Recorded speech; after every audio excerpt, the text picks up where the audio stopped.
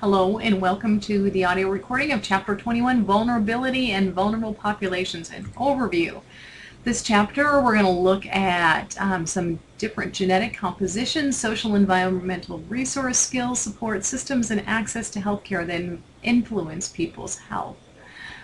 People in lower incomes and less educated tend to have higher risks for health problems than people in the other that are either higher income or have more education. Talk a little about that. And then also talk about the goal in the United States is to eliminate health disparities by expanding access to health care to vulnerable or at-risk people. I think that's the spoken goal. I'm not sure if that's the actual goal because some of the things that we do don't necessarily help with that. In terms of vulnerability, the definition, it's susceptibility to actual or potential stressors that may lead to an adverse effect. And for example, the results of an interaction of internal and external factors that cause a person to be susceptible to poor health. So if people don't have access to a grocery store, and so their food tends to be eaten from cans that are stored rather than from fresh foods, that would be a vulnerability related to their location and then their access to fresh foods. The population, the vulnerable population, the people who are affected by that. And in general, those people have higher levels of risk and health disparities. So when talking about vulnerable populations, it's more likely to develop health problems as a result of exposure to risk or have worse outcomes than the population as a whole. So, maybe their incidence, for example, with breast cancer and prostate cancer, there are specific ethnic groups that have much worse outcomes in terms of survivability of those diseases than others. So why is that? What's going on? More sensitive to risk factors because they are exposed to cumulative effects. So a vulnerable population, for example, if you think of someone homeless, they are more likely to eat poorly, to have adequate amounts of health care, to have screening, those kind of things. So there's a pile of things that add up for groups of people. And so you'll find the vulnerable populations are more likely to suffer from this, and as a result they might have a variety of different problems. They might have limited physical kind of access to health care. There might be environmental factors that influence. Maybe they don't drink enough water or the water isn't very good. They might have low personal resources, and that might include financial. Also might be transportation. They can't get to places where they might get health care.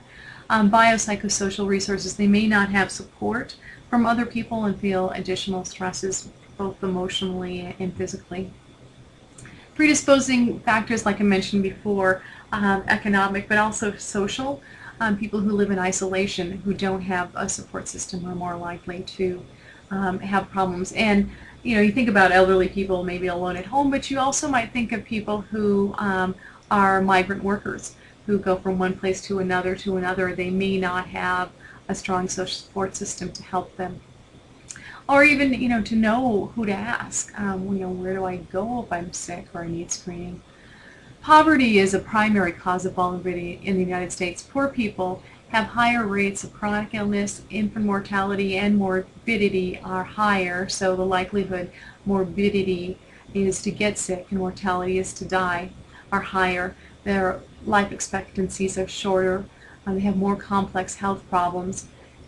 Some of that may be related to obesity, but other things, possibly people who have lower incomes are also more likely to smoke, might have lung problems.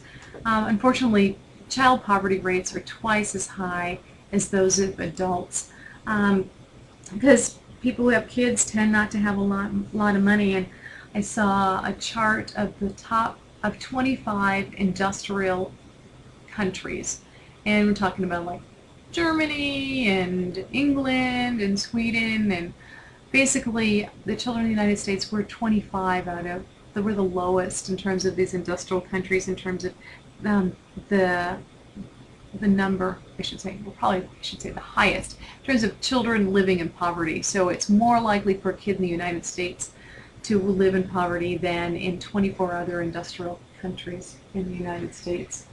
So that's really sad.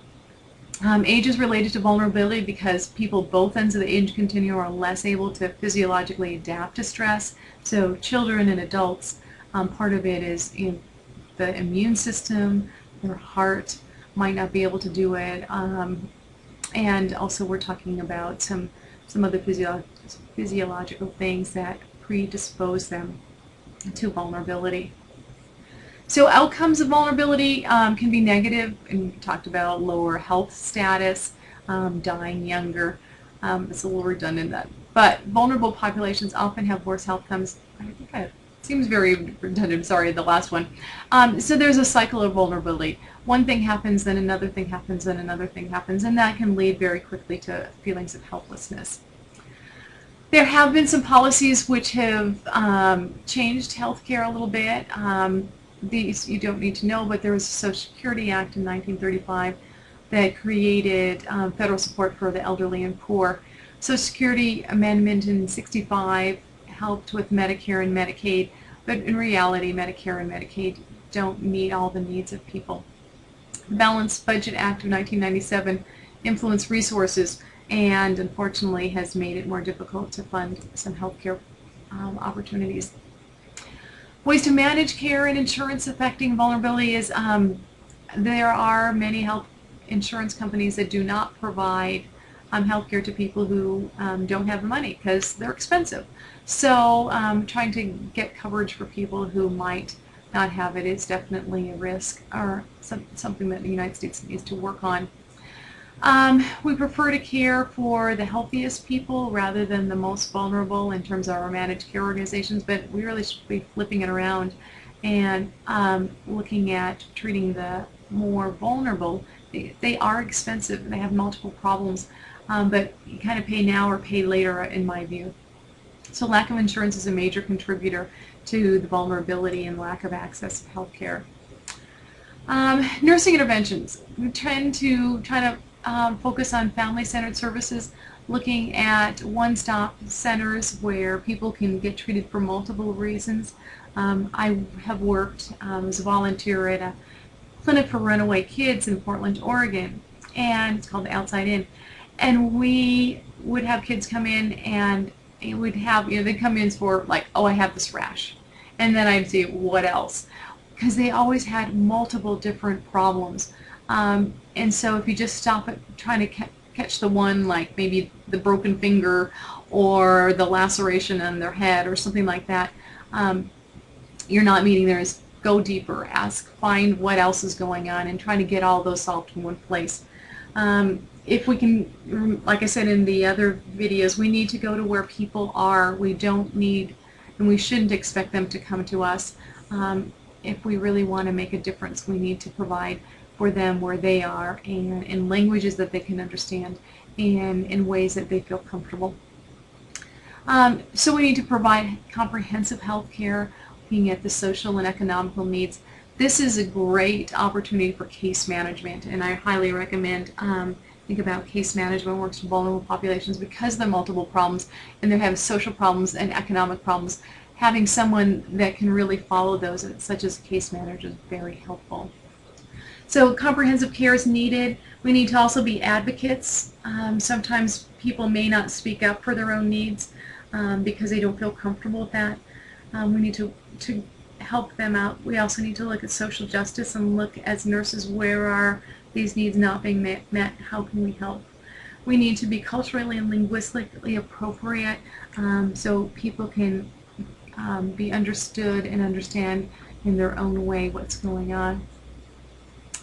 Once again, level prevention showing up again. 2020 Healthy People looks a lot at primary prevention, and that's the way to really help. To begin with that, we need to assess. We need to look at our partners. Who are these vulnerable people and how can we help them? And to assess both their socioeconomic resources, so kind of what's their money situation. Do they have food stamps? Do they need WIC, the women, infant, and children support to help pay for healthy food so their babies can be healthy? Are there ways we can provide preventative care? People who are more vulnerable are more likely to have kids that have genetic diseases and congenital diseases. Are we providing for that? Are we helping them with that? Just giving vitamins to pregnant moms can help with some of the neurotubular problems. Can we help reduce their stress, and can we make sure that their living environment and their neighborhoods are healthy and provide them with safety? As we plan for populations that are more vulnerable, it's like any group really. We need to have a trusting relationship, and important to know is need to develop a long-term relationship. Just coming in and doing one intervention, maybe some sort of blood pressure screening, and leaving is not going to help.